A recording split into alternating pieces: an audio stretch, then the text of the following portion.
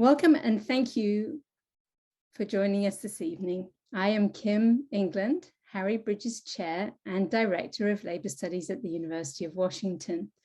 Tonight, I proudly wear the buttons of the International Longshore and Warehouse Union, given to me when I assumed this role in 2018. I'm also wearing a poppy. I am English and I come from a long generation of people that served in various wars. Joining the army was very good work for working class boys, and I come from a family that has been so engaged over many decades.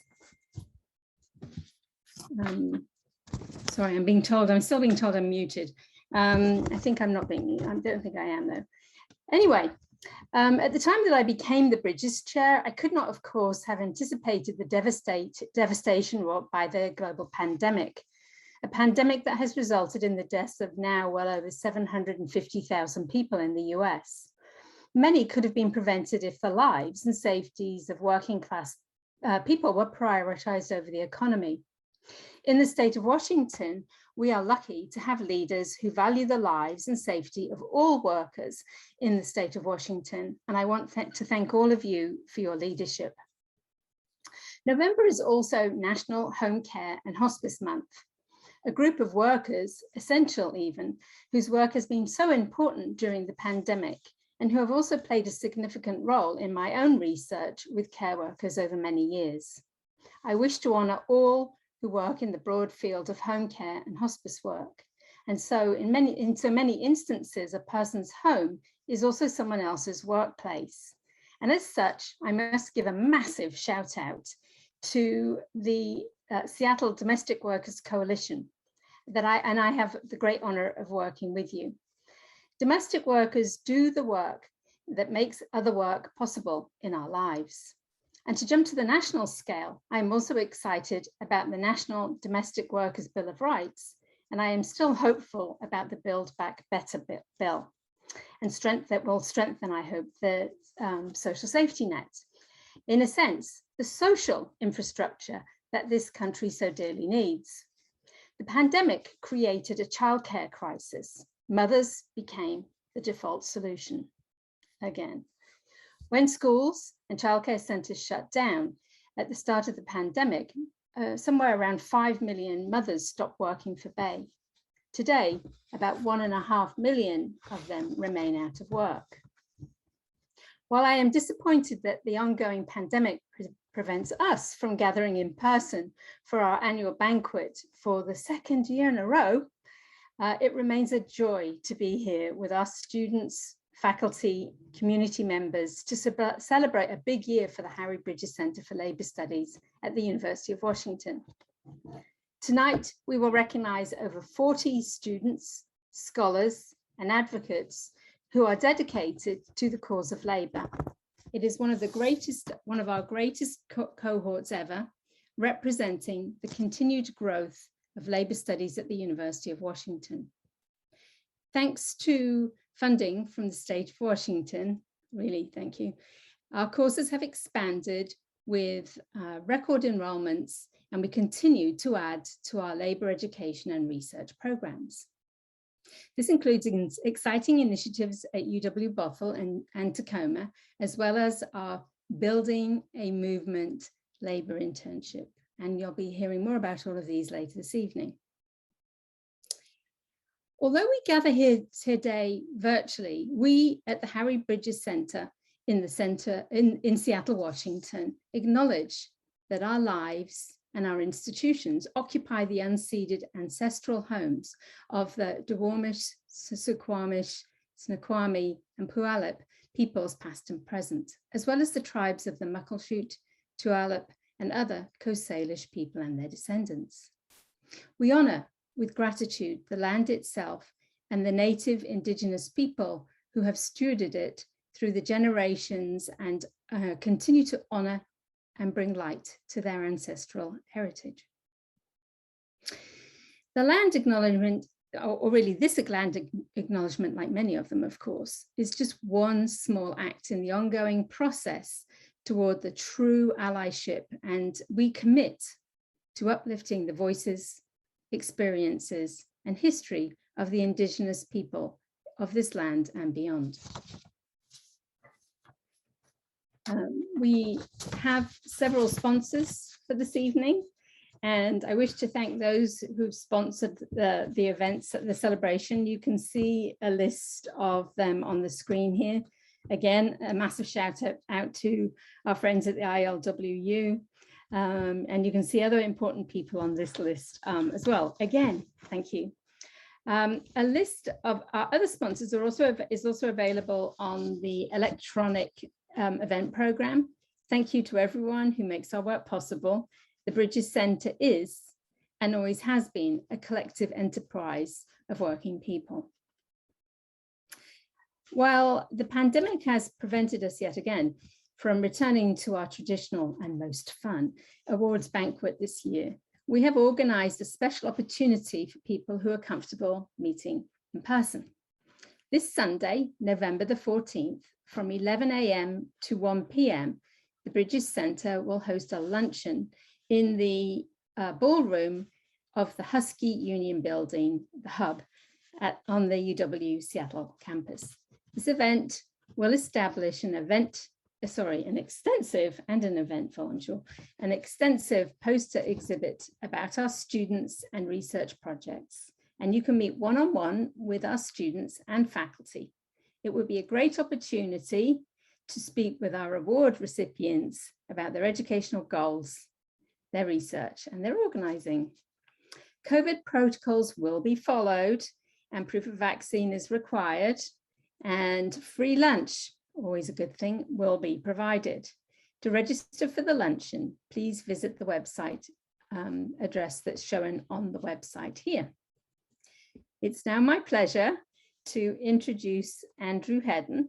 I'm going to turn things over to him, and he's going to be announcing our first awards of the evening.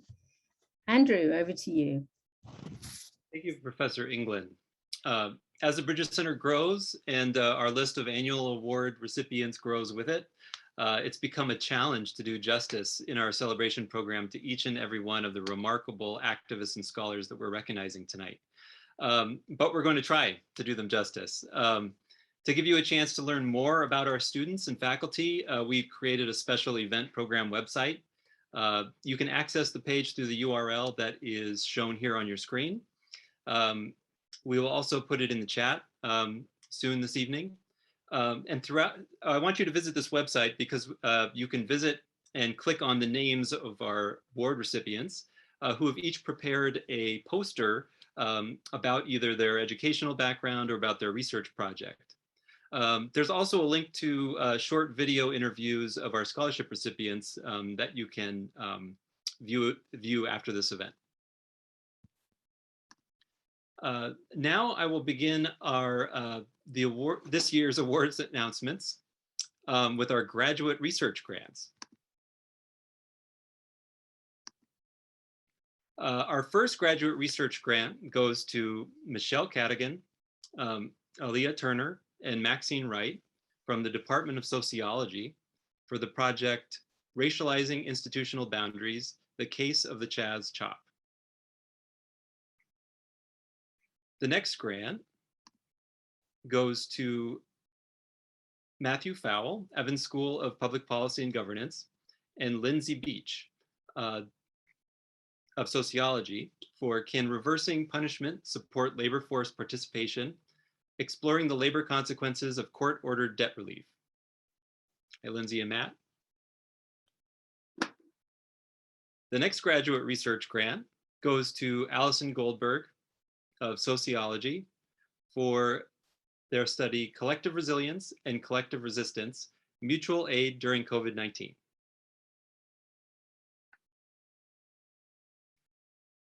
Next is a graduate research grant for Olivia Orozco of Geography for Essential and Vulnerable, Latino Healthcare Workers in the COVID-19 Pandemic. Next is Lauren Plitkins, College of Education, and Taiko Aoki Marcial of Department of English for their study Teaching the Rosalind Cemeteries, Connecting Labor, Race, and Immigration through based curriculum design. Next is Yuying Ji of geography, who received a grant for inequality, racial capitalism, and labor rights, transnational workers in China's English language training industry. And finally, this year's Charles Berquist Labor Research Grant, which is a research award honoring the transnational scholarship of the former and late Harry Bridges Chair Chuck Berquist, goes to Jenny Lee in the Department of Communication for the study, What Do Algorithms Think About Asian Creative Labor?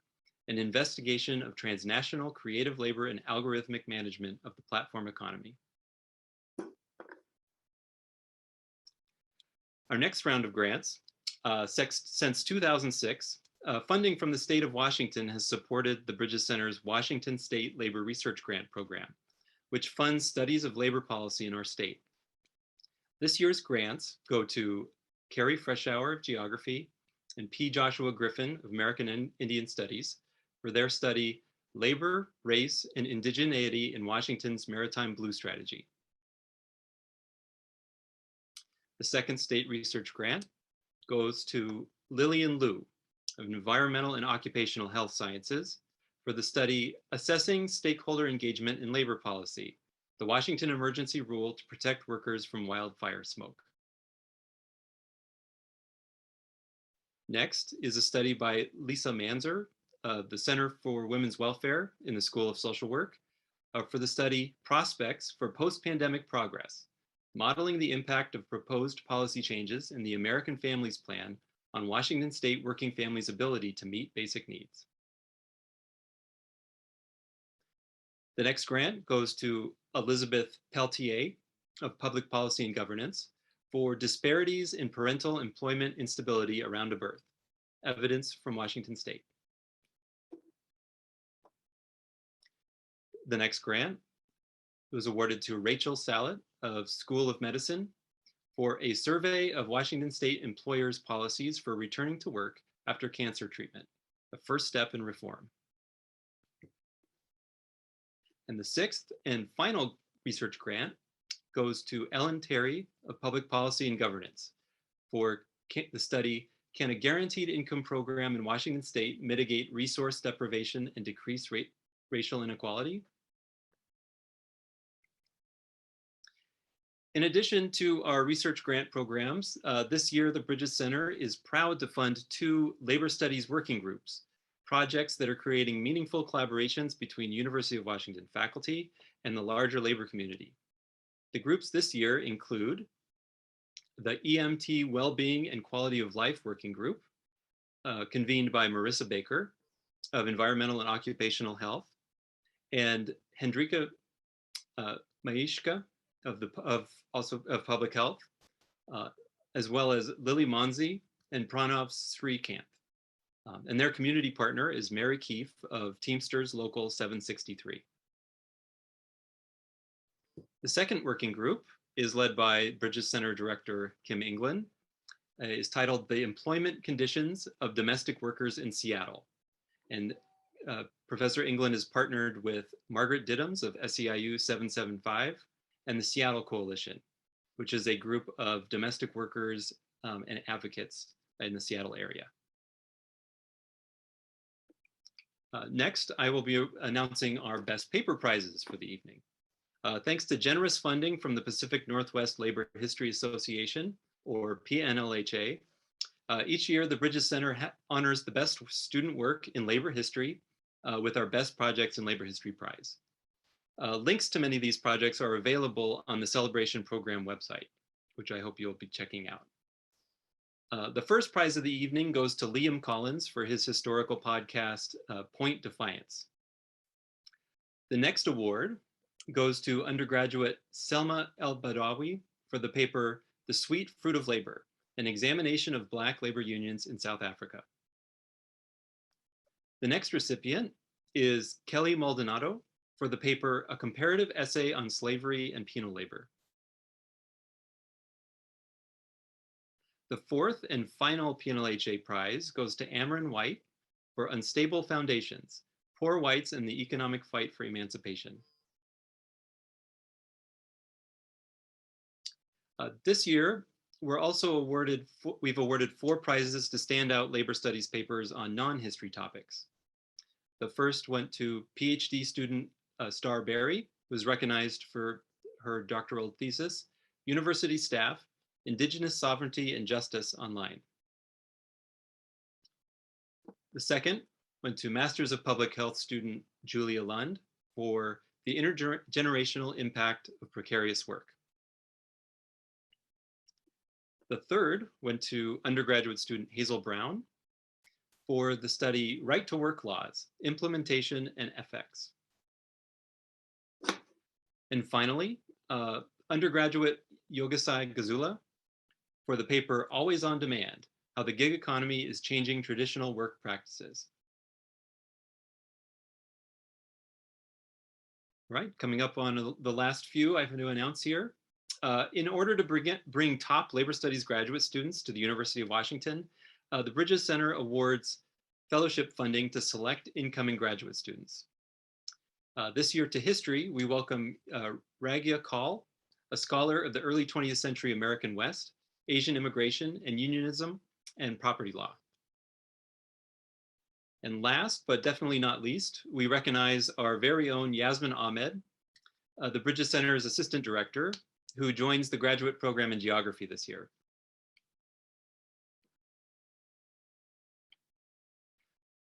Now, that's the end of my announcements, and I have a spotlight on a Bridges Center program to introduce you to now. Since 2019, the Bridges Center funding from the Washington State Legislature has allowed the Bridges Center to support growing labor studies programs at the University of Washington's Bothell and Tacoma campuses, which are home to the university system's largest concentrations of working class students. Faculty at these campuses have hosted many new labor courses, more than 24 webinars. They've funded faculty research and more.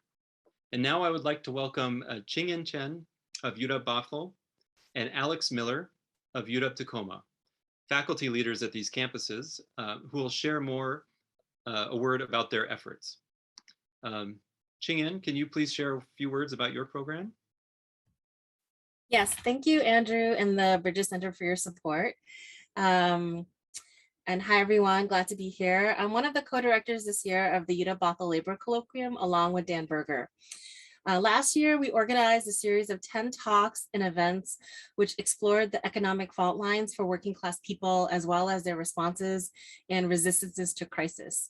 We also worked with students and community partners to collaborate on projects such as a digital story map on the 20th century history of policing in Seattle, created by Dan Berger's graduate students, as well as in my culminating class for the year, which responded to all the talks of the year, Labor Stories in Pandemic Times, where students worked in teams with community partners to create labor-focused zines, and where students worked with community partners to engage in speculative storytelling on the future of work. We are continuing the theme this year of labor and crisis in the 21st century. We're working to partner with more affiliate faculty across UW Bothell to get them more involved. And we're really excited to be developing a website and public archive, which we hope to launch early next year. And we hope to be able to invite you all to that launch. We're also inviting guest speakers in winter and spring quarters, focusing on the carceral and unresponsive state, alternate and solidarity economies, and community storytelling. And we're again culminating that in a labor stories class spring quarter, in which students will engage in speculative storytelling with community members. And just want to highlight 2 of our upcoming events next quarter, which are already confirmed. On February 28th, David Stein and Aya Ibrahim will be speaking on economic justice in the civil rights movement. And March 7th, Ruben Miller will be speaking about the struggles of formerly incarcerated people in the realms of housing and employment. And you can keep updated for our other talks. Thank you so much. Great, thank you, Professor Chen. Next I'd like to welcome Alex Miller of the UW Labor Solidarity Project. Alex, would you like to share a word? Sure, yeah, I just want to start by thanking you for pulling this event together. I think it's great to see everybody, albeit virtually. A lot of familiar names, some people who at this point I only know through Zoom. I also want to thank the Harry Bridges Center for continued support and that ongoing commitment to seeing our project down here in Tacoma grow. And while I'm handing out thanks, I wanted to thank Bridges Center Chair Kim England, who's really kind of held things together during this, time of unprecedented challenges. I mean, I think that you've actually found opportunities in these challenges for growth, and at least from my perspective, meaningful coalition building across campuses. The labor studies scholar in me sort of bristles at the term resilient, but I mean, I don't know what else to call it. I think we've got a really tough group here, and I think that toughness sort of starts at the very top. So I'm looking forward to working with you, Kim, for the remainder of your time as chair. Andrew invited me to share a quick update on what we've been up to, and I'm pleased to report, and I think I'm kind of somewhat exasperated to report that we've been up to quite a bit. Our work's really divided into kind of two areas, research development and then public programming. In terms of the research development, that work funds scholarship focusing on regional labor issues. And to date, we've funded projects on organizing among home healthcare workers, industrial reshuffling, UBI, gender and work during COVID. And actually, we're currently fielding proposals for this year's round of grants. And I'm excited to share that for the first time, those grants are being made available to undergraduates because we're trying to kind of amplify the mentorship that we do on campus and provide really like a hands-on approach to research experience. We've definitely been at least, if not more so, busy on the public programming front. We've hosted, I think by my count, 30 live events since the spring of 2020, covering topics from working conditions in the adult film industry to the Bracero program. Actually, we've got an excellent event tomorrow night. Maria Quintana is talking about the Bracero program. These events are free and open to the public. The majority of these events have been added to our archive on our UWT LSP YouTube page. I'm sharing a link to it right now. So as the kids say, go ahead and smash that like button. I've been the host for almost all of these events. It's been an absolute honor. I've said it before, one of the highlights of my career. It's definitely not what I went to grad school for, but it's been a ton of fun, getting to know scholars whom I really admire, several of whom are on this call, and spotlighting work that I think, just really needs to be read, engaged with. And speaking of work that is important and needs to be spotlighted, I just want to send a final congratulations to all of the students who are being recognized this evening. I can't wait to learn more about these projects, and I can't wait to send you an email a couple years from now asking you to come participate in an upcoming seminar event. So thank you very much. Great. Thank you, Alex and Xingyan, for your hard work building labor studies across the University of Washington. Speaking of hard work, now I'm honored to introduce one of the most hardworking people I know, Yasmin Ahmed, the Harry Bridges Center's Assistant Director of Student and Community Engagement, who will be leading the next portion of our program. Thank you so much, Andrew. I'm now very, very pleased to share a video of our scholarship and fellowship recipients for the 2021 to 2022 academic year. This video was put together by one of our student assistants who is also a scholarship recipient this year, Shoaib Laghari. We hope you will get to meet all our award recipients this Sunday in person, but for those who cannot, due to the continuing precarious conditions of the pandemic, we wanted to share a little more insight around the incredible students we are supporting this year. Hello, my name is Paul Ryan Villanueva. My name is Angelica, and I'm very grateful to be receiving the Martha H. Dugan Fellowship in Caring Labor. I received the Martin and Ann Jugam. The Martin and Ann Jugam Scholarship in Labor Studies. The Kennedy Drayton Scholarship. The award I have received is the Frank Jenkins Jr. Fellowship in Labor Studies Award. The Lara Bassett Scholarship. Goodluck Scholarship for Labor Studies. I'll be receiving the Graduate Recruitment Fellowship.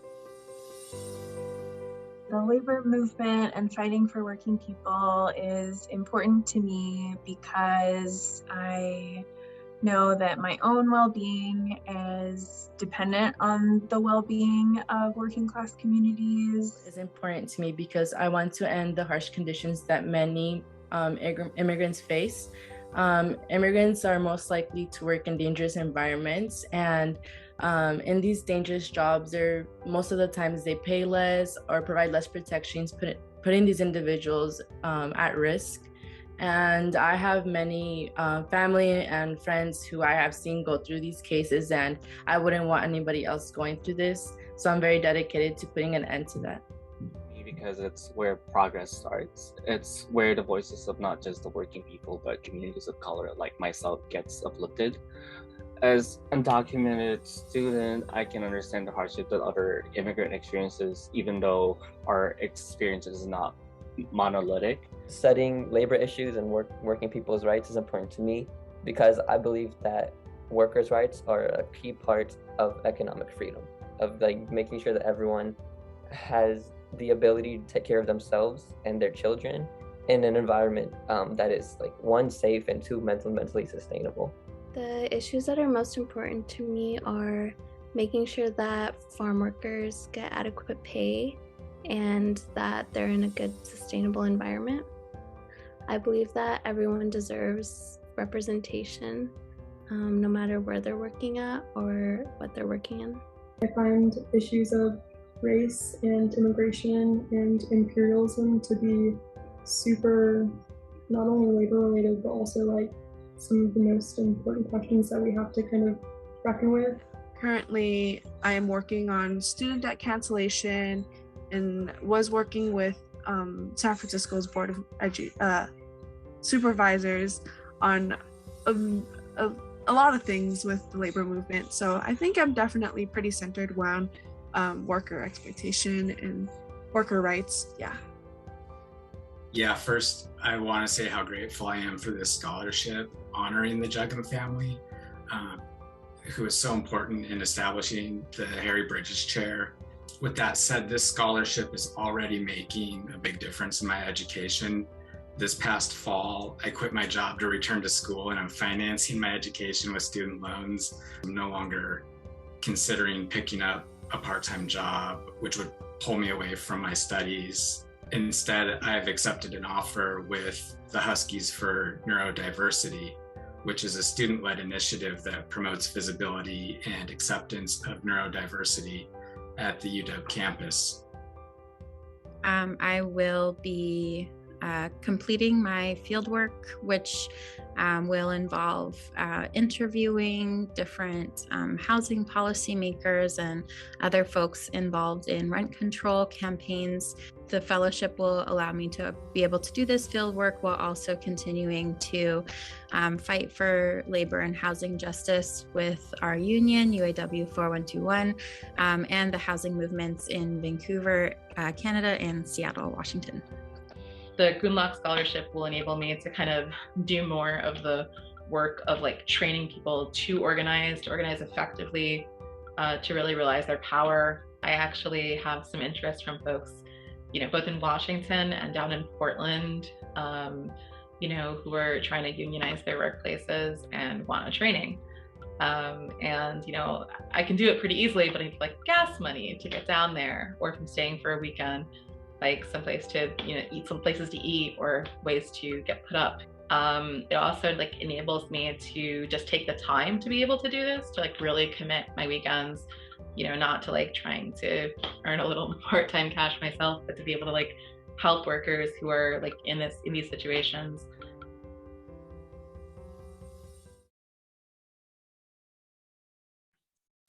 Huge thanks to all the scholarship and fellowship recipients, as well as Shoaib Laghari, for helping to put this beautiful video together. I would now like to invite Professor Carolyn Pinedo-Tarnowski to the virtual stage to kick off this year's scholarship and fellowship announcements. Professor Pinedo-Tarnowski is an associate professor in the Department of American Ethnic Studies and a Bridges Center faculty associate and standing committee member. Her research examines meanings of race, ethnicity, and gender, their intersections with immigration law and policy in the US, and the outcomes in shaping people's daily lives, in particular, their experiences in labor. Welcome, Carolyn. Hi, everyone. Good evening, everyone. I'm so pleased that I can share the honor of announcing scholarship recipients for their amazing, in recognition of their amazing work. So the first award I present tonight is the Goodluck Scholarship. This award was created by the late Jean Goodluck, who served as ILWU secretary for 30 years. It honors the memory of her family, including UW professor Ralph Goodluck, a victim of anti-communist witch hunts in the 1940s. The Goodluck Scholarship goes to Selena Caldera, a student in law and policy at the University of Washington, Tacoma. A veteran of the war in Iraq and an anti-war activist, Caldera is also a dedicated labor organizer, and she plans to pursue a career as a labor lawyer. Congratulations, Selena. Next is the Lara Bassett Scholarship in Labor Relations. This award is made possible by the Northwest chapter of the Labor and Employment Relations Association.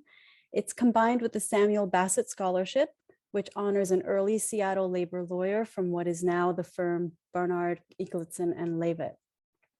The Lara Bassett Scholarship goes to Elizabeth Gao. An active youth organizer since high school, Gao worked in the San Francisco Chinese community to advance housing and economic justice and build solidarity with the Black community. She is currently completing a double major in sociology and law, societies, and justice. Congratulations, Elizabeth. Lastly, the Dugan Fellowship in Caring Labor recognizes outstanding students studying the often overlooked and uncompensated work of caring for others. This fellowship honors the late Martha Dugan, who made possible the career of Bridges Center co-founder Robert Dugan. We are awarding 2 fellowships this year. The first Dugan Fellowship goes to Anupa Gawali. Pursuing a dual master's degree in public health and social work, Anupa is an experienced community organizer.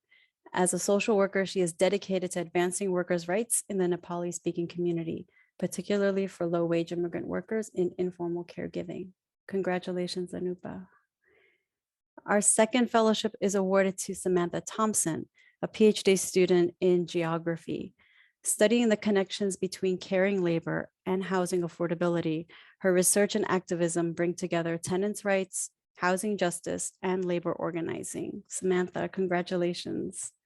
Congratulations once more to everyone. We can't wait to see what you'll do next. And thank you again. Thanks so much, Carolyn. It is now my honor to introduce this year's Martin and Ann Jugam Scholarship in Labor Studies recipients.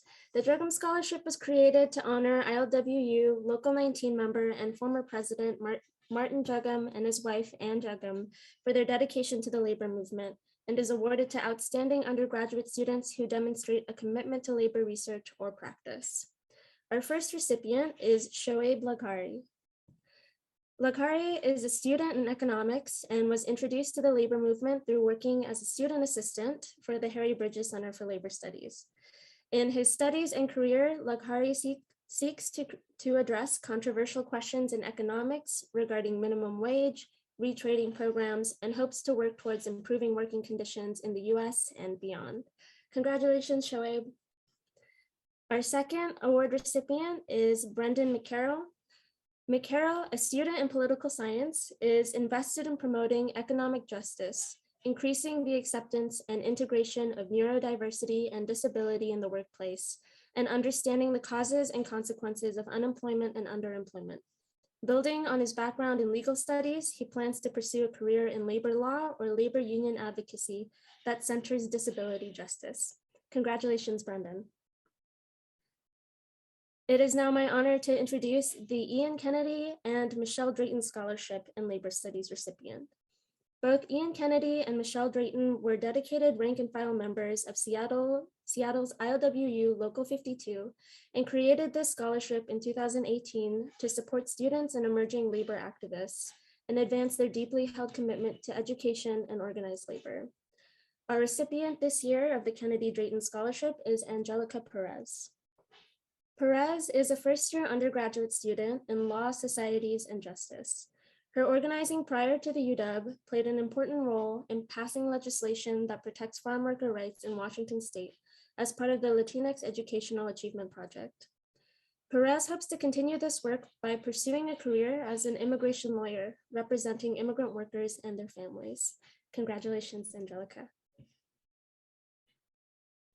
Lastly, it is my honor to introduce the Frank Jenkins Jr. Fellowship in Labor Studies recipient.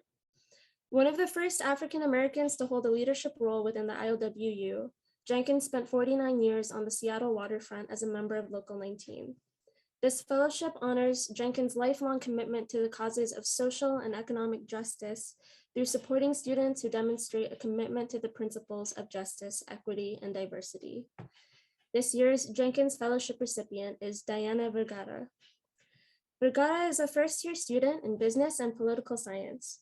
She is currently a part of the Latinx Educational Achievement Project and an advocate for the increase of ethnic art in the state capitol and the ratification of House Bill 1372, which requires the removal of statues that uphold white supremacy. Vergara aspires to become a political leader and advocate for Black, Latinx, and immigrant populations in Washington state. Congratulations, Diana. I would now like to welcome our next speaker, Lagaya Domingo. Domingo is a highly accomplished alum of the Labor Studies program at the University of Washington, with over a decade of experience working in labor, community organizing, and the hospital and healthcare industry. Since 2010, Domingo has worked at SEIU Healthcare, 1199 Northwest, the largest, most united union of healthcare workers in the nation, first as an organizer and since 2014 as Education and Racial Justice Director. Welcome, Lagaya. Thanks, Yasmin. Hi, everyone. I am here tonight to announce the Sommy Domingo and Jean Viruness Scholarship in Labor Studies. This year, I'm going to take a little bit of time to talk a little more about the scholarship itself, as this year marks the 40th anniversary of the murders of Domingo and Viruness. For those of you who aren't aware of their story, Sommy Domingo and Jean Viruness were sons of Philippine immigrants who came to the United States in the 1920s.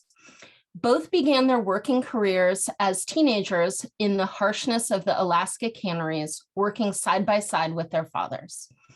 College educated, Sommy and Jean organized with other Asian Americans, Pacific Islanders, and women to fight the historic discrimination in the canning industry. They formed the Alaska Cannery Workers Association and fought the brutal working conditions and racist management of the industry, winning the largest judgment for a migratory workforce of that time period.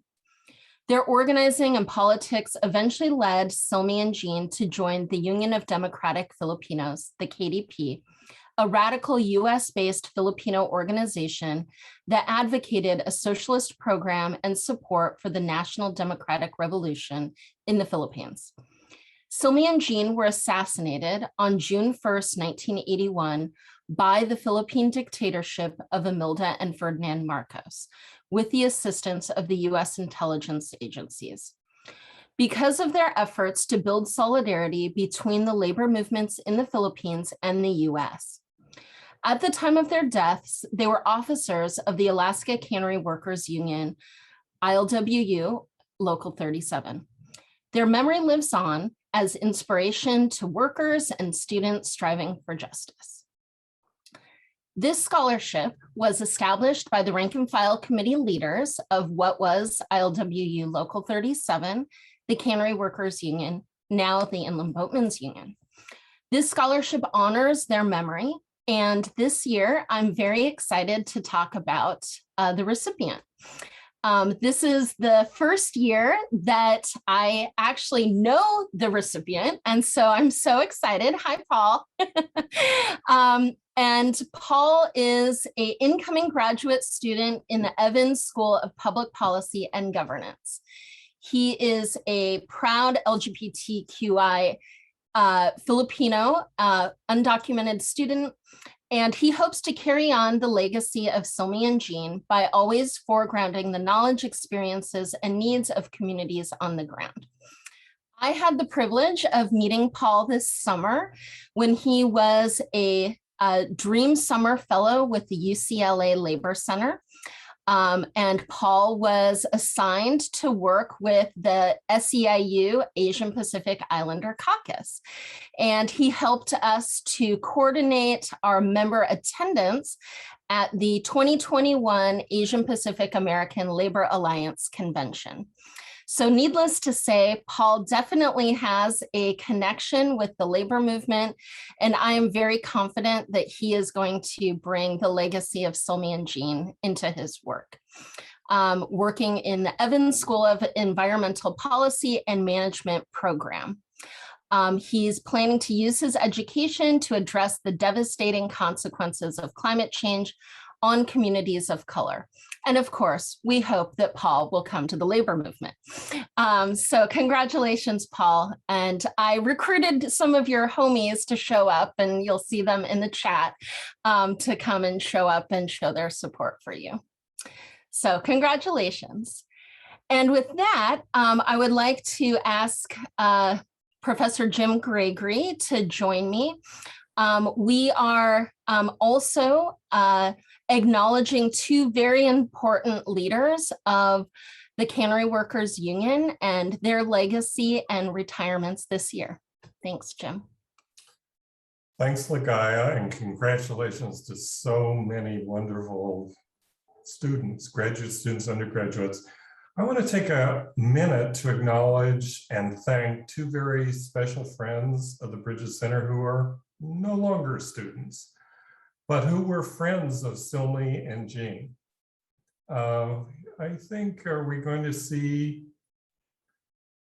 anyway, I think we're going to see on the screen fairly soon, maybe we already do, Rich Gertieza and Emily Van Bronkhurst. Both have served the labor movement in so many ways, and both announced their retirements this year from important union positions. So let me tell you a couple of quick stories. Rich Gertieza grew up in the Yakima Valley, the son of cannery workers. He went to work in the Alaska canneries as a teenager and later joined the rank and file caucus led by Sommy and Jean. After the murders, he became part of the reform leadership of Local 37, and for almost 3 decades has been director of the union, now Region 37, IBU, ILWU. At a time when unions were rarely led by workers of color, Rich Gertieza has been an inspiration and mentor to younger activists.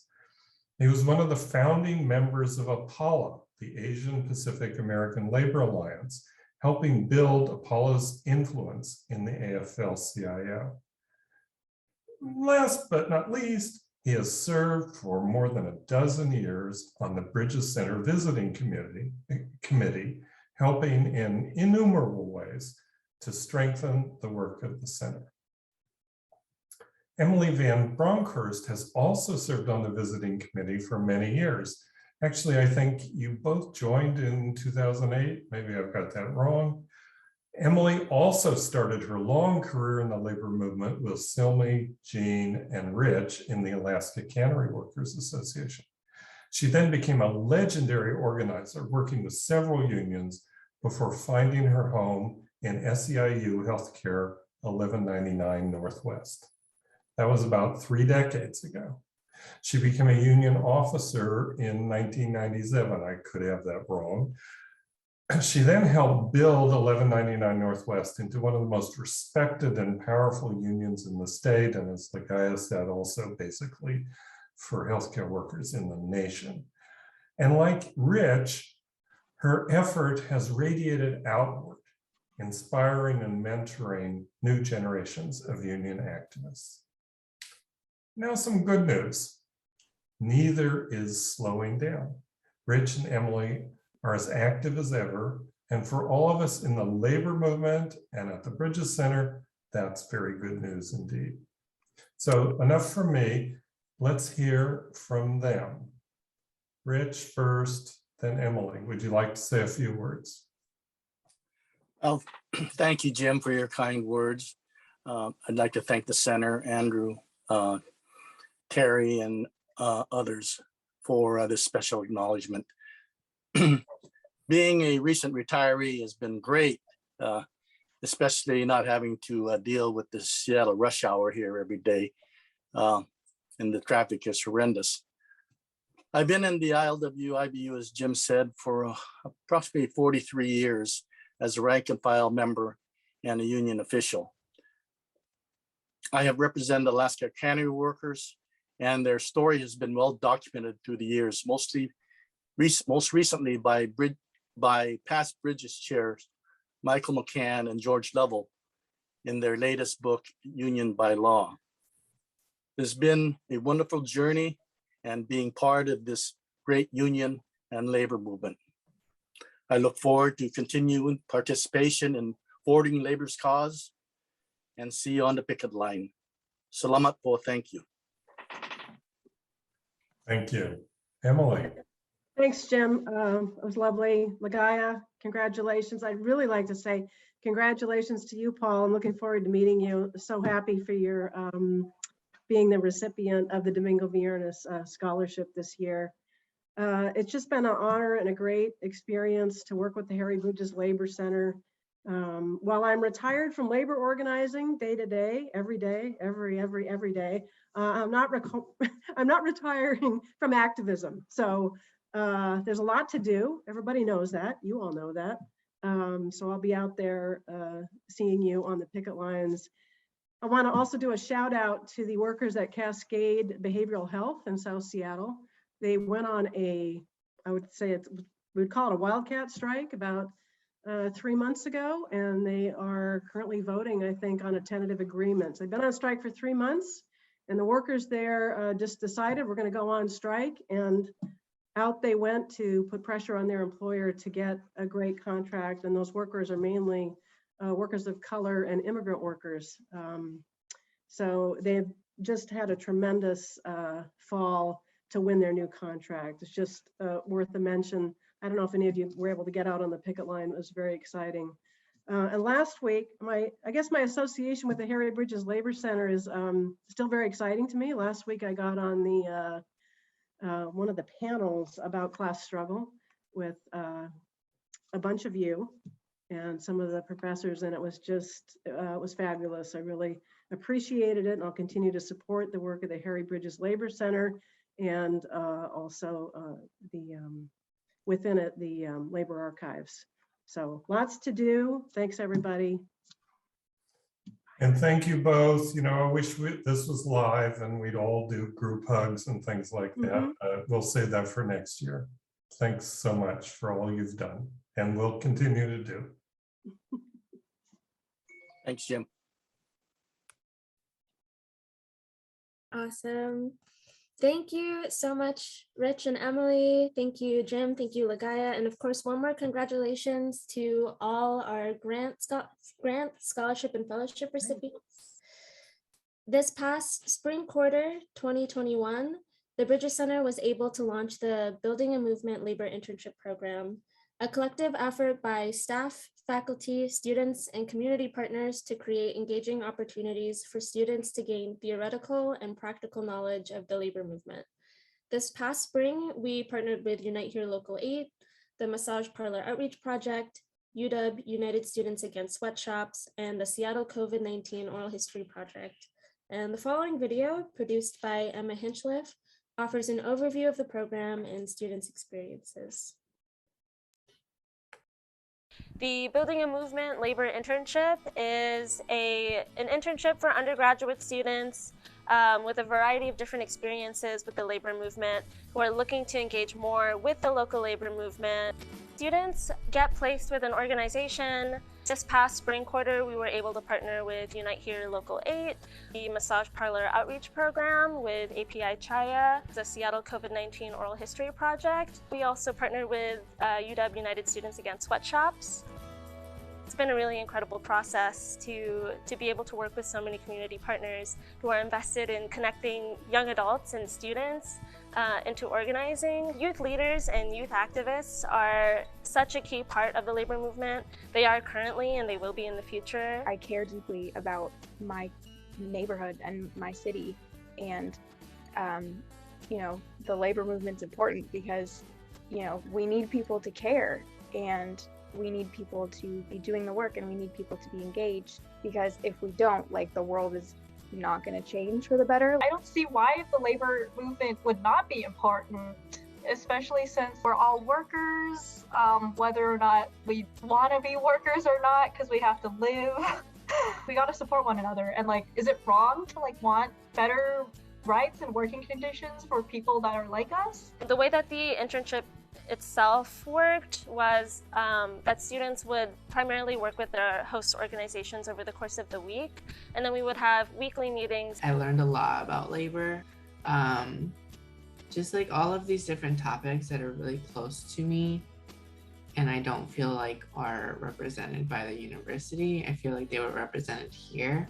I learned a little bit of the like diversity of ways that you can participate in the movement, and kind of the different, I guess to me, what it was like practical knowledge of actual things you can do other than just think about it. It was a really healing, caring community space. And that's something that I appreciated. It was something that students seemed to appreciate, and we really built a really strong community with one another. I liked the idea of like being able to kind of have a group of people who are all working with different organizations. I thought that that aspect of it was really cool. And I'm doing this work because I'm passionate about it. You're doing this other work because you're passionate about it. Like, how can we work? How can we support each other? And I felt like there was a lot of that with the internship. It was just a space to discuss and debrief. And I gained a lot of insight from other folks' comments as well. I always left feeling really refreshed and like empowered and excited to do more. We've hosted a variety of guest speakers as well. Getting to like talk to our guest speakers and kind of hear their stories of what they've done, I found it very kind of inspiring. The content of the internship felt directly relevant to the content of my interests and to the work that I was doing outside of academia. Students also directed their own creative projects, which they shared with everybody at the end of the quarter.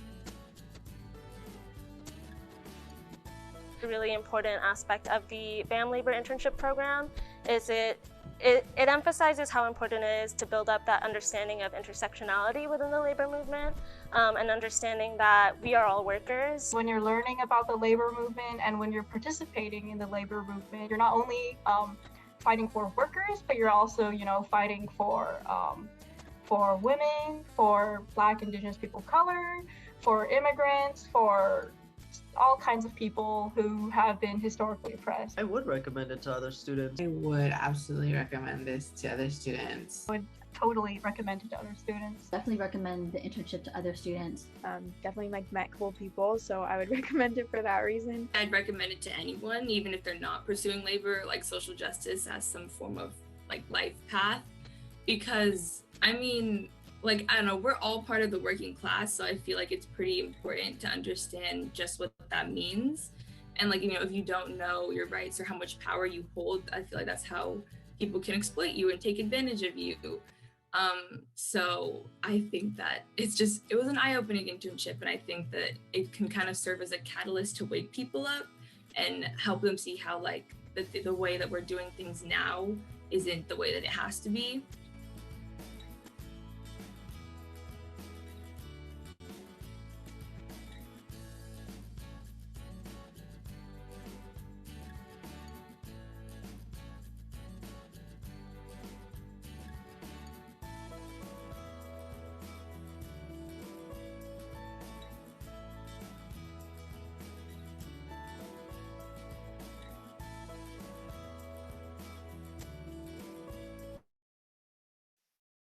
Some huge thanks to Emma and all the BAM students who contributed to this video. Also, I promise I don't always wear the same shirt. It's just most days. It is now my great pleasure to introduce Keisha Corey. Corey was part of our first Building a Movement Labor Internship student cohort. In the program, Corey worked with United Students Against Sweatshops on their campaign around incarcerated workers and the exploitation of their labor to produce furniture at the University of Washington. After the BAM internship, Corey continued their work in the labor movement by interning at the Washington State Labor Council's Union Summer Program. I am excited to welcome her to the virtual stage to share more about her experiences and what she learned through BAM. So welcome, Keisha. Hi, everyone. Thank you, Yasmin. So like Yasmin said, my name's Keisha. I'm a student here at UW, and I was also part of the first Build the Movement labor internship that happened in the spring. And I would say that in short, it really opened my eyes to see that like the way things are and the exploitation that we often endure as workers is just like simply put, not the way things have to be. And I think that for that reason, the internship is really important because, it can open the consciousness of students and give us opportunities to really dive deeper into our community in ways that, a lot of like traditional classes just don't offer. And I think that it was also a really unique internship in that it had these learning components because we would have a lot of readings and we learn about the history of the labor movement, or we learn about, what's happening in Seattle or what's happening on UW's campus. But then we would also have these dynamic interactions where we could have discussions with each other about the readings. And then we also had guest speakers, and they were all really amazing guest speakers. And, we could really probe their minds and ask the hard-hitting questions and just like learn about their journeys up until this point. And so, doing all of that, it really got us fired up and really passionate about doing more work in the community. And so I liked that we also had avenues to, I guess, channel that energy because we were partnered with different organizations around Seattle. And like Yasmin said, I was with United Students Against Sweatshops, and that ended up being a really great experience for me. And so much so that I actually am still a part of it today. And so I'm really excited about the projects that we're doing now around, workers' rights and prison labor. And quite honestly, that was like never in my plan to join that club on campus. Like I had never heard of it, or I think I'd heard of it, but I didn't really know anything about it. So I was never planning on joining it, but I did because of the internship, and it ended up going really well for me. And I feel like I really did take a chance in general on applying to the internship just because I saw it in an email from one of my professors, and I don't usually check those emails, but I saw this one and I was like, I don't know that much about like labor or the labor movement, but I figured, maybe this would be a good opportunity for me to learn about it. And so I took a chance and I applied, and it ended up being one of the better decisions I've made, honestly. And, not just because of, it connected me to USAS, but also, it connected me to Union Summer, which again, Yasmin mentioned a little bit, which is an internship I did this summer that similarly kind of focuses around labor and workers' rights and just like different avenues of justice. And, I learned a lot in that internship as well and made some really great connections. And I feel like from both of them, they've helped me a lot in, learning how to use my voice and advocate for myself, something that, I was a little bit more hesitant to do before doing these internships, and I was a little bit more shy about. But now, I'm here and I'm like rallying with my coworkers and my peers to make sure that we, the work that we do doesn't go unseen and that we're not undervalued. And it really has been great to see what it looks like when you move as a collective. And I feel like I've been seeing that more and more lately. And, also not just advocating in workspaces, but also in the classroom, especially as a BIPOC student, there is a lot of labor that is expected of me and of my peers. And so being able to really speak up for myself if I feel like I've been mistreated is something that I've been doing more. And it's because I felt really empowered through these internships, honestly. And so I would say that and it sounds kind of like an exaggeration, but seriously, I think that doing both of these internships, but really the BAM one is what started it all, has changed my trajectory in life just because, labor wasn't really on my mind beforehand or anything about the labor movement, but now I'm like really certain that I want to do something with my life in this capacity, or like combining labor with the work that I do in public health. I'm a public health major here. So finding a way to combine the two is definitely something that I know now that I want to do. And they really wouldn't have happened had I not done this internship. And also I didn't touch on the creative projects, but that was also a really cool component of the internship because we weren't given any like rigid instructions. We were able to really make it our own. And so I really appreciated that freedom. And it was definitely something that, most projects I do don't allow. And so getting to do that for myself was honestly a pretty freeing experience, I would say. And then seeing what my peers did with it as well was really inspiring because we all ended up doing very different things for our creative briefs or creative projects. So yeah, overall, really, really amazing time. I've made great connections. I still talk to some of the people in the internship actually. and just very appreciative of that opportunity. And Yasmin and Andrew for the work that y'all have done, also very thankful for that. I'm sure it probably wasn't easy, you know, putting on a whole internship and putting on the first one of its kind, but, you know, your work has not gone unseen and it really has left an impact on me. And I'm sure it has for the other people who participated as well. So thank you very much. And thank you for having me here. Again, I would recommend it to anyone, but yeah, thank you. Thank you so much, Keisha, for your insights and your brilliance. I am now very excited to welcome to the virtual stage my colleagues and labor archivists Connor Casey and Crystal Rogers from the Labor Archives of Washington.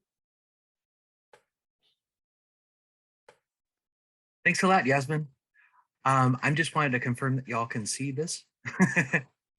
Okay, thank you. So if you're not familiar with the Labor Archives of Washington, we are a project of the Harry Bridges Center for Labor Studies. Just like the Bridges Center, we were crowdfunded and crowdsourced. Founded in 2010, we're a collaboration, and we actually are in special collections at the University of Washington Libraries, but we were part of a 5-year or multi-year fundraising campaign with dozens of unions and hundreds of individuals to help address a crisis of preserving labor history in the Pacific Northwest. And this is our 11th year. It's my 11th year as head of the Labor Archives, Crystal's 5th year. We both had anniversaries, luckily. And we also are answerable and are advised by a community advisory committee, which is really important for reasons that you'll see in just a moment. Despite the pandemic, we kept busy this year, just like last year, and I wanted to share some of our projects with you. So, in essence, what we've been trying to do is to expand going from a project into a program. And the idea is that we try to create ongoing longitudinal commitments with those resources that we've been getting from the state and the community that have entrusted resources to us to make sure we can provide direct services to the community. We're starting to create more means of accountability in terms of budgeting, tracking, and accessibility, and also processing projects. And metrics and things like that. Some of the characteristics of this approach are sort of a holistic, proactive, responsive, and collaborative attempt to try to build ongoing and reciprocal connections with communities. So in other words, we're not just the place where boxes of stuff end up and get dusty. Hopefully, we are building ongoing relationships where we create reciprocal bonds with the communities that entrust us with their cultural history, and then we preserve them and keep bringing them out to those communities and welcoming people in so that they know about those collections. We were also lucky enough to be honored again this year with the John Sessions Memorial Award from the American Library Association, Reference and User Services Association, and they cited a lot of the work we've been doing to try to diversify the collections that we have, create different modes of access that expand equity, diversity, and inclusion, and to try to do proactive collecting, particularly around collecting around issues in the pandemic.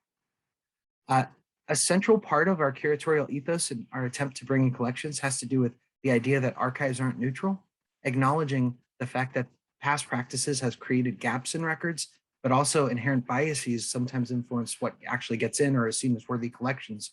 So we are trying to figure out how to make sure that we approach and welcome historically marginalized histories so that the story of the labor movement in the Pacific Northwest is reflective of those folks who have worked in this region forever, which has always been diverse, as well as trying to make sure that we get records reflecting the leadership of BIPOC folks and women labor leaders and other folks as we grow our collections.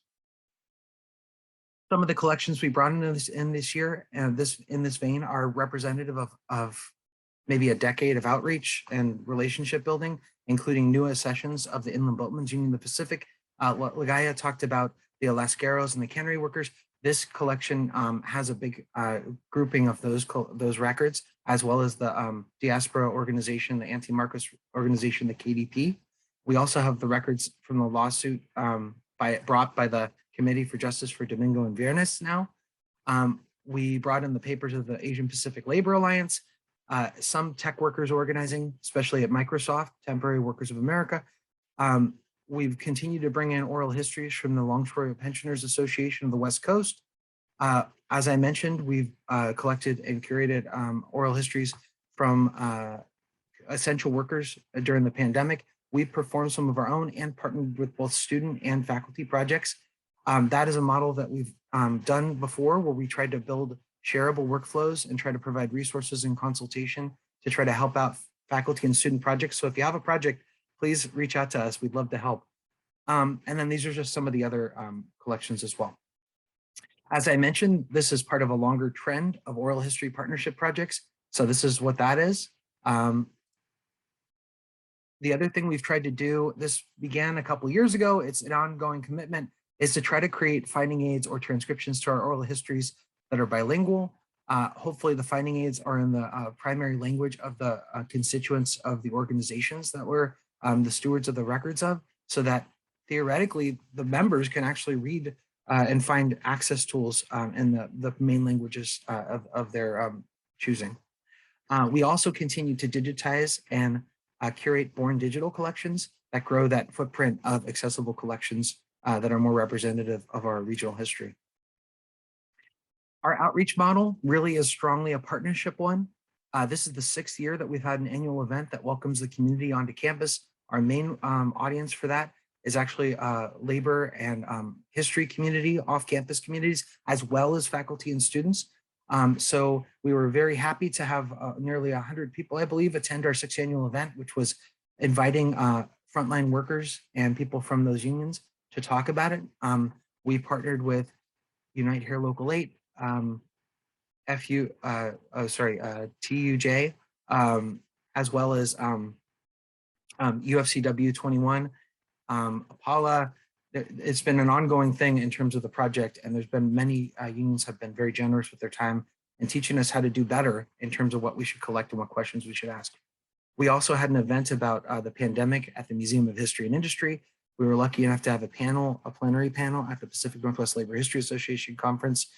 Crystal and I always present to the student archivist group at UW, which is a great way to try to recruit folks into the profession, but also maybe with the sensitivity towards labor records.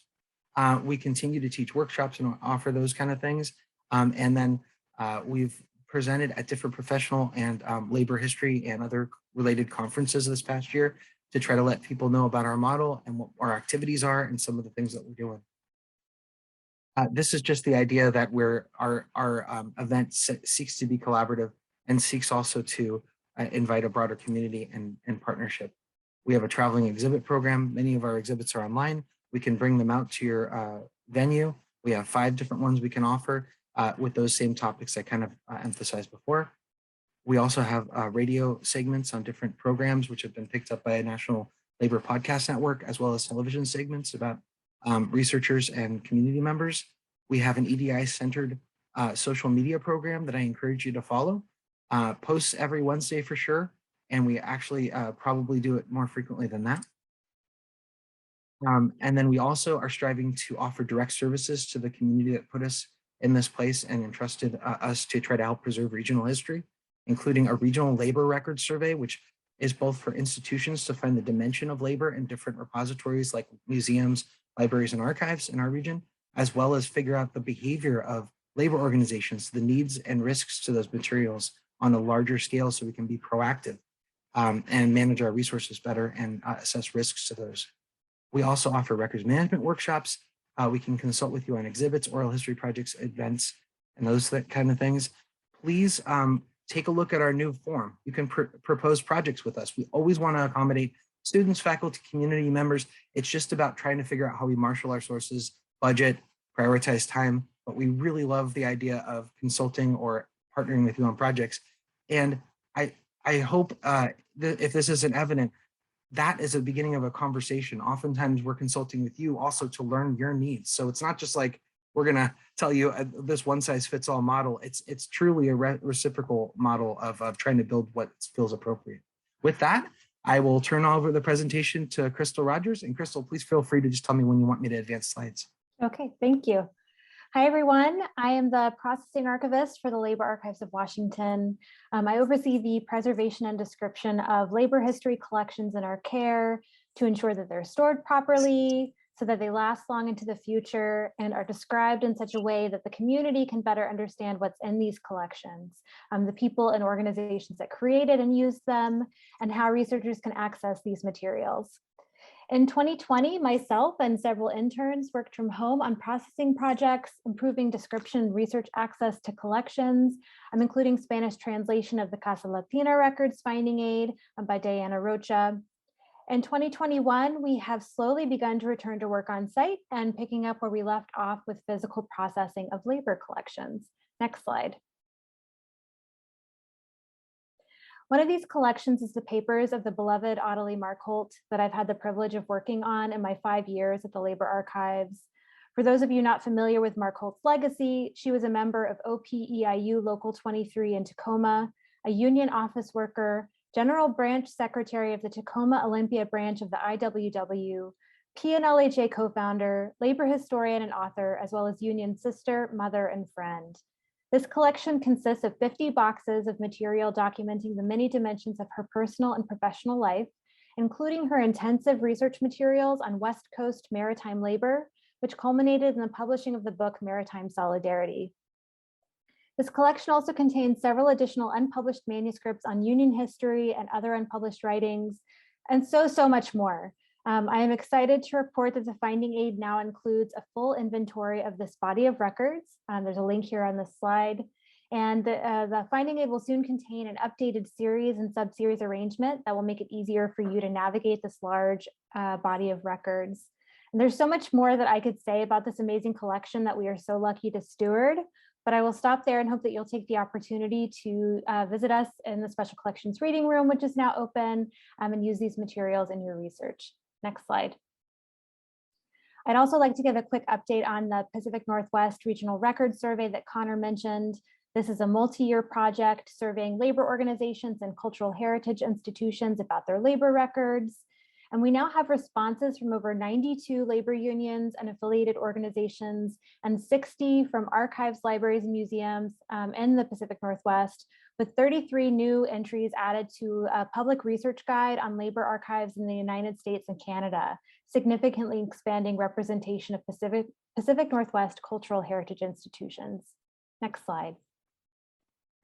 Of course, Connor and I do not do all this work alone. Throughout our existence, we continue to rely on and benefit from the labor and expertise of students, interns, and community volunteers, many of whom are also members of the labor community. Over the past year, we have had 2 graduate students, 4 undergraduate service learning students, 2 interns, and 1 volunteer assist with archival processing and outreach for the Regional Records Survey. Just a big thank you. We couldn't do it without you, and so excited to be back in the office and be able to see each other in person soon. Next slide, and I'll hand it back to you, Connor. Thanks, Crystal. This is the part where we make an ask, because the Labor Archives has been the beneficiary, as I mentioned, for just an enduring amount of generosity from the community that made us possible. We also have to do fundraising to try to make sure that the programs that we're trying to grow and build to be of better service to our community continue. And so we encourage you to donate to the Friends of the Labor Archives of Washington Fund. It will fund literally like the projects we've just talked about. The oral history project, that was from that and other things. And we don't just passively wait for donations either. We also have actively sought grant writing and tried to get resources to secure some of these new initiatives and projects while we continue to work on some of the existing commitments that we have. So here's how you could donate funds. And we encourage you to join the Friends of the Labor Archives. We are also always available for questions. Here's our contact information. Oh, I cared about it so much, I put it in there twice. And then finally, I just wanted to give you the great news that we are even more part of the labor community. We are now proud members of the UW Libraries Union, which is the SEIU 9 to 5. It represents librarians, pro staff, and press workers at the University of Washington. And we encourage you, please, to consider signing up to be a community supporter through this forum. As we continue with our contract campaign, we're bargaining with our employer, the University of Washington, and we will probably be calling on community connections that we know, just like the Labor Archives, have been absolutely essential for survival and success. Thank you. And with that, I am now very excited to introduce Karen Hart, President of Service Employees International Union 9 to 5. As president, she continues to fight for education justice and provide quality education and public services for Washington's communities. Local 9 to 5 is the largest union on the University of Washington campus and represents more than 8,000 University of Washington employees, now including the recently certified UW Libraries Union. Thank you, Karen, for your ongoing support of our unionization efforts, and I will now hand the mic over to you. Thank you so much. I can't tell you how proud I am honored to be with you all. It's amazing what I've been listening to. And one of the things I always say is that this is not your dress rehearsal life. You know, this is it. And, you know, that means you got to go for it. It means you got to be brave. You got to be courageous. You got to have tenacity. You got to not give up. You got to dust yourself off, you know, and get back up and get in the fight. And what I'm hearing tonight from everybody is just that. And I can't tell you just how proud I am that the library workers and the press workers joined the union, took on the fight, were brave, and did that. For those of you that have never organized a union for yourselves, it's not easy. It's not made to be easy. It's made to be hard, and it's really exciting. I was a student at the University of Washington myself, and I can tell you that while my professors were really a huge part of my learning, I actually think the library staff and the press staff are the connective tissue at the UW. They are the ones that when I would have to go to that library or when I would have to try to find something, that was they were the ones that taught me how to learn, how to look at things differently. And you know, and so I just want to say that personally, I gained personally from work that library workers and the UW Press. I have books on my shelf, you know, that the UW Press published. So I just want to say that before I introduce a couple other library staff here. And thank you so much, Crystal and Connor, for your bravery and love and everything that it takes to actually organize with your coworkers. The first person I want to introduce is Danny Rowland, who's a reference and instruction librarian at the UW Bothell for 13 years, one of the original union organizers that got this going. When not organizing unions or working with to improve the lives of students at the UW, she's working for criminal justice reform and via University Beyond Bars, and has been working with offenders in Monroe for nearly as long as she's been at the UW. She sees unions and criminal justice reform to both being about what is fair. And I'll also introduce Andrew, and then we'll figure out, I'll just have you guys figure out who goes first. So Andrew Brzezinski, Senior Acquisitions Editor at the UW Press. I like that he says that senior just means he's over 40. I try to avoid using the word senior, but I'm happy that you are one. Anyway, he's been publishing for 20 years. That's so amazing. All the great work that goes on at the U that doesn't then disappear or just sit somewhere. It actually gets out in the world. That's what you're doing. It's so amazing. In publishing, Andrew's always been drawn to social justice and labor history, which we've just heard a lot about. So you're making history, the two of you and the four of you actually. So I'm going to now stop because I know we're running short on time and just hand it over to you guys. Thank you. So I only have about 90 seconds to say why organizing is so important for the library. And of course, I'm going to attack 10 more seconds right onto the front by saying just how incredibly honored I am to be on this agenda tonight. I was not mentally prepared for the caliber of organizing and activism that is represented here. And wow, I'm honored. So Why it's been important for the libraries to organize. The main reason I'll give is that there is power in a union. And workers in the libraries want to use that power to negotiate with UW leadership about our pay and working conditions. What really got our campaign going was a panel we saw with representatives from unionized libraries from the community and technical colleges in Washington. When a unionized employee from a local community college described what they had been able to win for their library workers, there was an audible gasp in our room of UW Libraries employees because it was so different from our reality.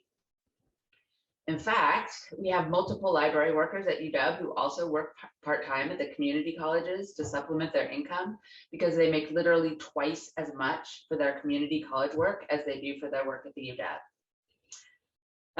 I can't tell you how much I've learned in the last 2 years as we have built our union, but I can tell you at least how wonderful it has been to build solidarity with other UW Libraries staff across all 3 campuses as we organize. And that includes the press, which we are very excited to include, and the law library too. And then we're widening our scope by being here tonight.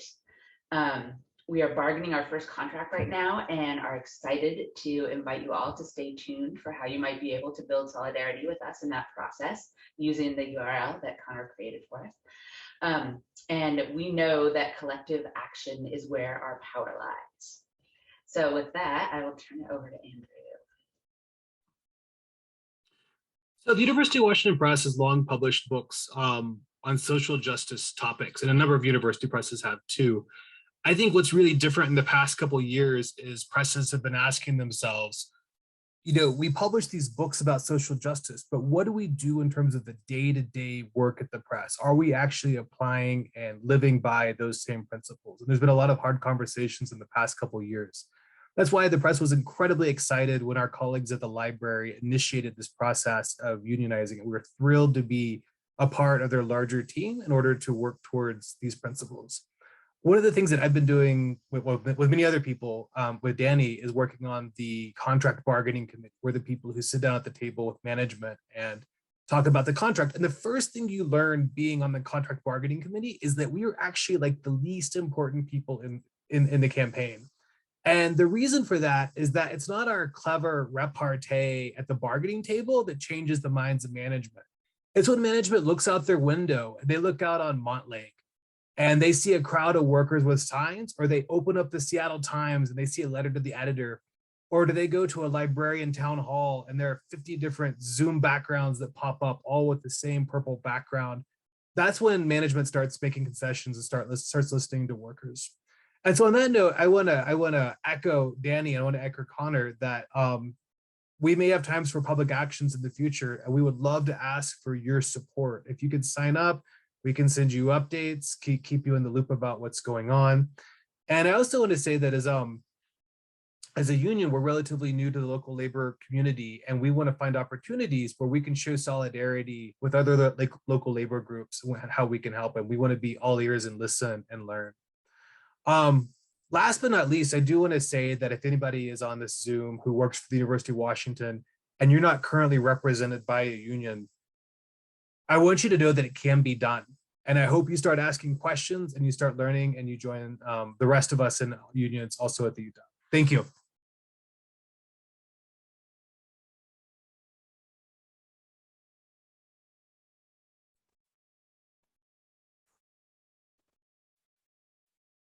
Well, thank you. And wow, the power in a union and the union in the union power. We go. So my next task is to present the Distinguished Supporter Award, and the Bridges Center and the Labor Archives depend on the support of a strong community of union members, labor activists, and supporters. Each year, we honor members of that community with the Robert Dugan Distinguished Supporter of Labor Studies Award. It is named, of course, for that very smart and visionary labor lawyer whose dedicated efforts helped create the Harry Bridges Endowed Chair in 1992. In 2021, i.e. this year, we are very privileged to recognize another smart and visionary leader, Washington State Senator Karen Kaiser. The senator has represented her district, the 33rd district in more or less South King County, since 2001. She is the third Washington State legislator to receive the Robert Dugan Distinguished Supporter Award. We love our senators. So she joins her fellow senators, Steve Conway and Bob Hasagawa. Shout out to the two of you. For me, it is an absolute honor to recognize the commitment, energy, and leadership of Senator Kaiser with this award.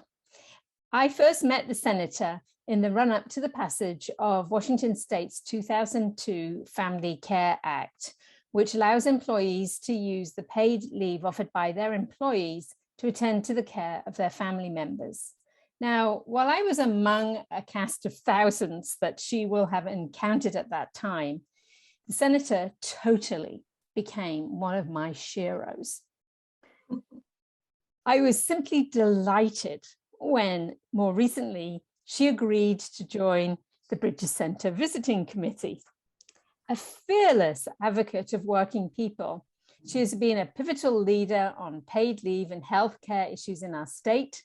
During the last legislative session, Senator Kaiser played an amazing and pivotal role in establishing an amazing set, I'm using amazing too much because that's because she's amazing, but anyway, amazing set of bills that better protect the health and safety of workers.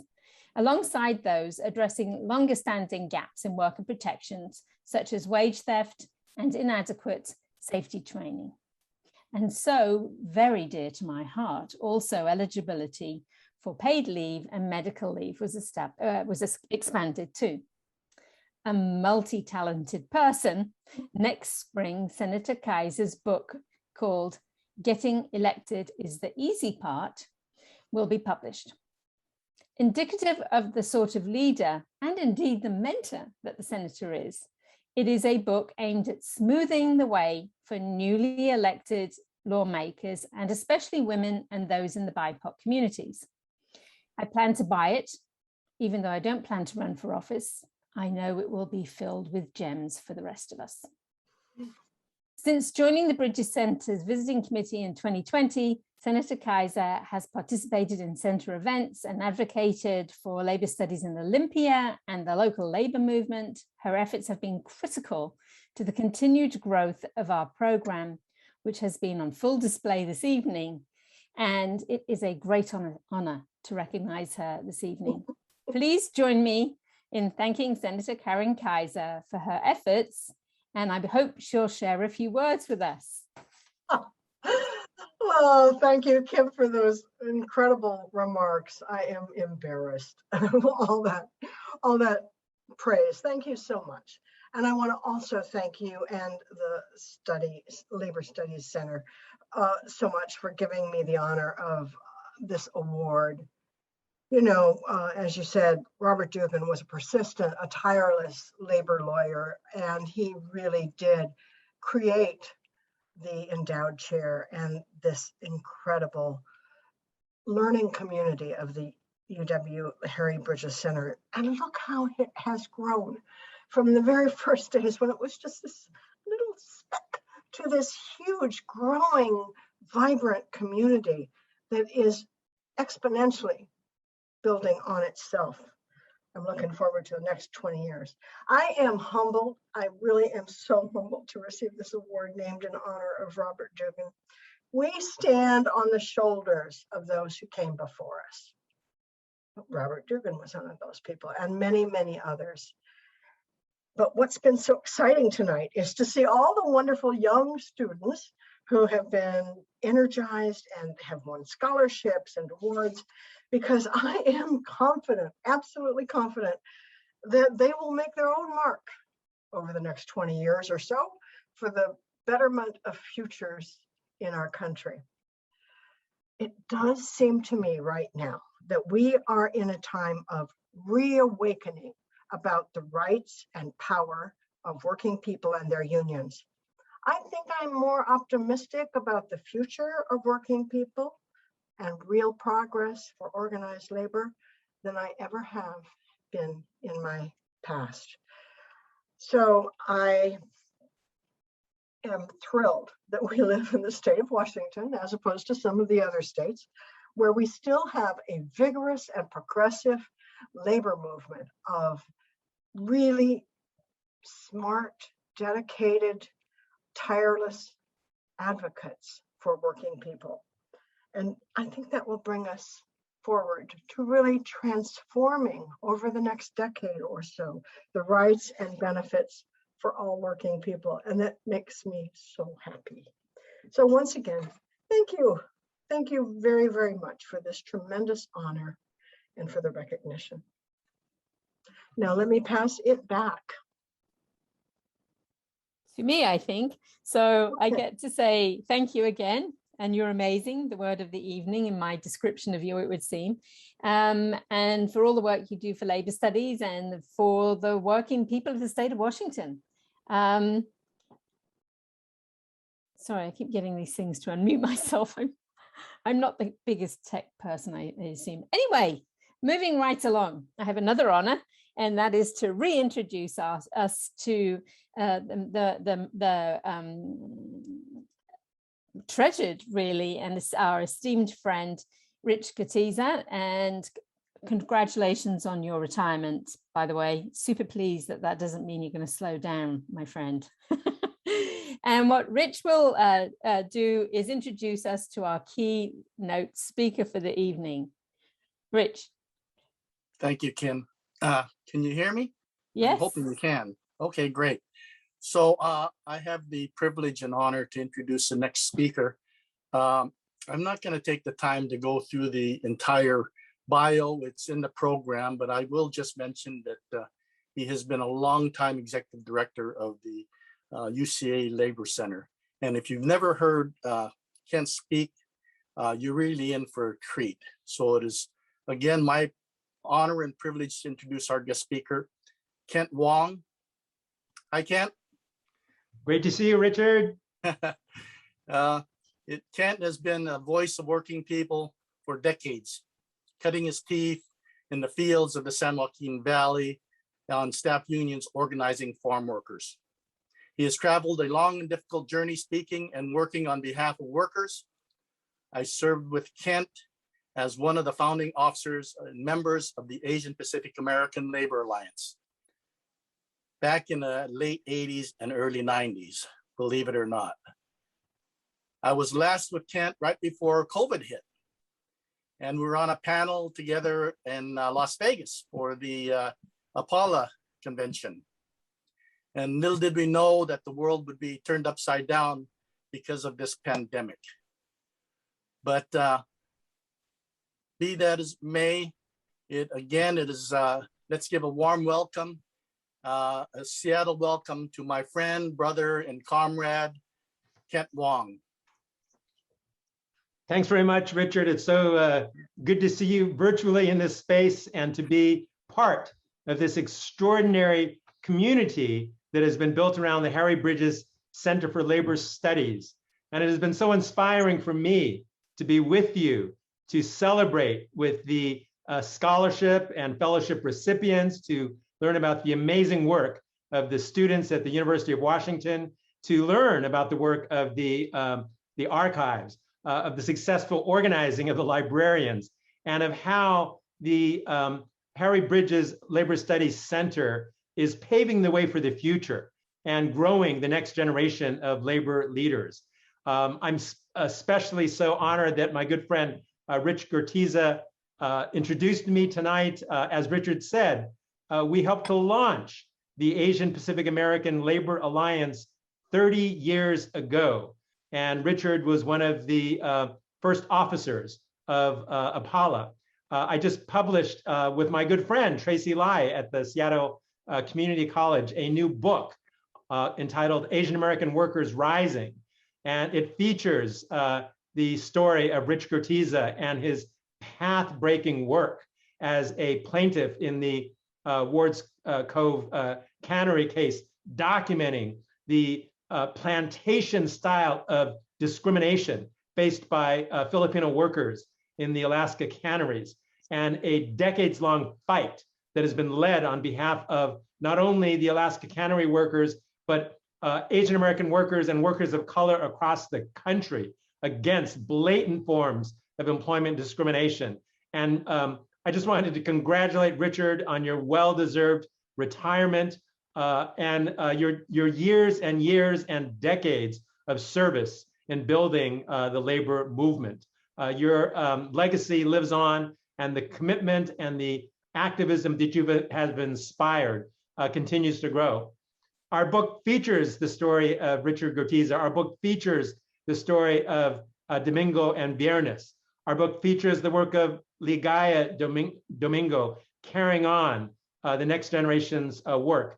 Our book features Bob Hasegawa and his leadership not only with the Teamsters Union, but in the State House as an advocate for worker rights. And so I hope you can share this book as a resource to lift up the stories of the extraordinary sisters and brothers who helped to build a new chapter of the Asian American labor movement over the last 3 decades. This coming May is the 30th anniversary of the founding of APALA, and the legacy continues, the struggle continues, and it is especially exciting to see the work continuing in the Pacific Northwest, building on the legacy of struggle. These are challenging times for the US labor movement. These are challenging times for our country. The pandemic has exposed the horrendous class and racial divisions throughout our country. We know that workers of color have been infected in larger numbers by the virus. We know that communities of color have suffered much higher death rates than others at large. And even in the midst of the pandemic, as we celebrate the essential workers who have continued to be on the front lines, sustaining our society, sustaining our communities, we know that the corporate elite have treated them like disposable workers and who have done so little to ensure that they are treated fairly, with dignity, and are provided a safe and healthy work environment. We have the pandemic profiteers who have made billions and billions in profits while working people are struggling to make ends meet. We have this outrageous space race among billionaires who are spending money to go for joyrides in outer space. And yet we have growing numbers of people facing food insecurity and homelessness. And even during the midst of the pandemic, we see the tremendous inspiration of social movements growing. And that's why the work of the Harry Bridges Labor Studies Center is so critical to position this work to prepare for the future.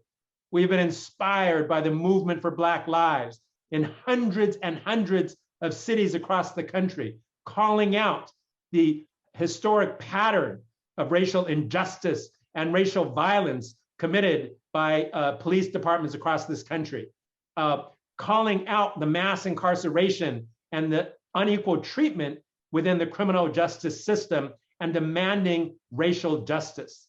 We have seen the rise in workers' struggles across the country, from the Kellogg strike to the John Deere strike, from the attempts to organize Amazon workers in the face of fierce resistance and oppression. We have seen fast food workers, we've seen warehouse workers, we've seen Uber and Lyft drivers waging struggles and work actions in order to fight for a better future. And we have seen the popularity of unions at a higher rate at any time in the last 50 years, because working people understand that there is something very wrong when corporate greed is at an all-time high, when there has never been wider economic disparity than the haves and the have-nots, when Wall Street is breaking new records, when high-end real estate market is going through the roof, And yet when workers on a daily basis are facing food and economic insecurity, we know that there is something very wrong in this society. And we know that unions increasingly will be playing a more important role in the months and the years to come. You know, the building behind me is the UCLA Downtown Labor Center.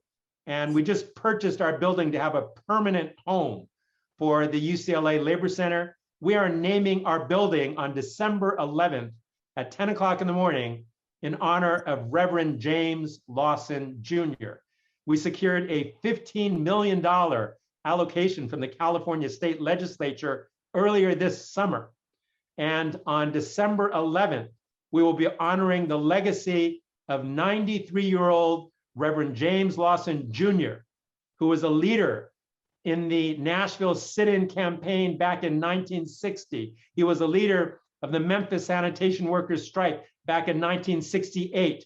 He was a close friend and comrade of Dr. Martin Luther King Jr., and he was a mentor and friend to Congressman John Lewis his entire life.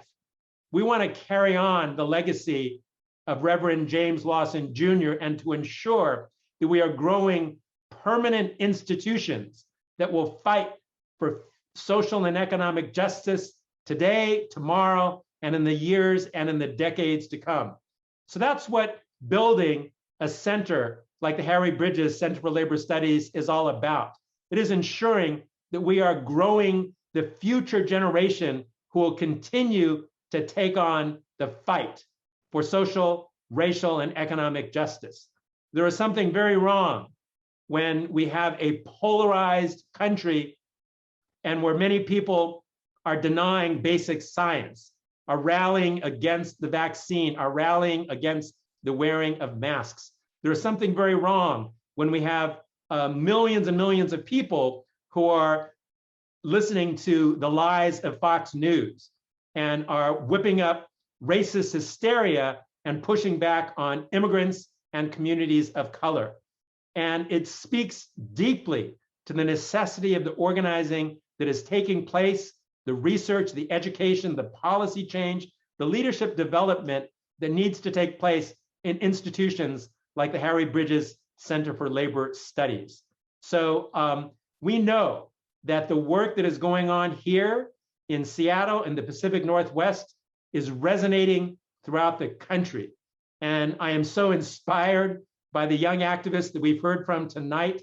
I am so inspired that we are carrying on the tradition of using public education as a voice for social change and social justice. So let us carry on the work of Domingo and Viruness. Let us carry on the work of Philip Veracruz. Let us carry on the work of Cesar Chavez. Let us carry on the work of Dr. Martin Luther King Jr., of John Lewis, and of my good friend, Reverend James Lawson Jr. Congratulations for an extraordinary evening. Thank you for hanging in there 100 strong after a full day of work and after your Zoom fatigue. But we know that the work that you are doing is paving the way for a better and brighter future for all. Thank you and good night.